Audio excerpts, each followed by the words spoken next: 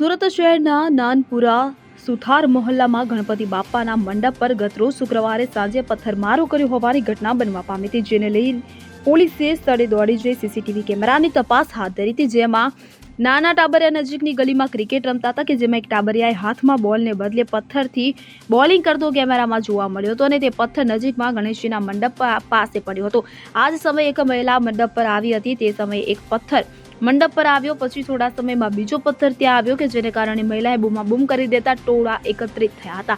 ત્યારે આ સમગ્ર મામલે અઠવા લાઇન્સ પોલીસે બે ટાબરિયાની પૂછપરછ શરૂ કરી છે। હાલમાં પોલીસે ત્યાં પોલીસ બંદોબસ્ત પણ ગોઠવી દીધો છે। આજ રોજ 29 તારીખના સાંજે 6 વાગ્યાની આસપાસ અઠવા લાઇન્સ પોલીસ સ્ટેશન વિસ્તારમાં એક હબીબ શાહ મોહલ્લા છે અને આ બાજુમાં સુથાર મોહલ્લા છે, તો ત્યાં આવેલ ગણપતિ પંડાલ ઉપર કઈ પથ્થર પડ્યાની માહિતી મળેલ હતી અને તાત્કાલિક પોલીસ માણસો ત્યાં પહોંચતા સર્વેલન્સથી જોતા આજુબાજુના સીસીટીવી નાનકડા 7-8 વર્ષના બાળકો ક્રિકેટ રમતા જેવી મૂવમેન્ટ કરતા હતા અને આનાથી 3માંથી 1 બાળકોના હાથમાંથી પથ્થર છૂટીને ગણપતિના પંડાલના બાજુના પડદા ઉપર લાગી ગયા અને આ ત્રણેય બાળકોને એમના વાલીવાળા સાથે લઈને પૂછપરછ કરતા જાણ પડી કે આ લોકો 7 થી 8 વર્ષના છે અને અત્યારે એરિયામાં શાંતિ બરકરાર છે અને પોલીસના માણસો ત્યાં હાજર છે।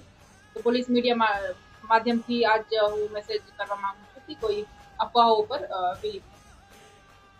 સુનિલ ગાંજાવાલા સાથે સીએન 24 ન્યૂઝ સુરત। હવે જુઓ દેશ દુનિયાની તમામ ખબરો તમારી આંગળીના ટેરવે। ઉઠાવો મોબાઈલ અને ગૂગલ પ્લે સ્ટોર પરથી ડાઉનલોડ કરો અમારી CN24 ન્યૂઝ મોબાઈલ એપ।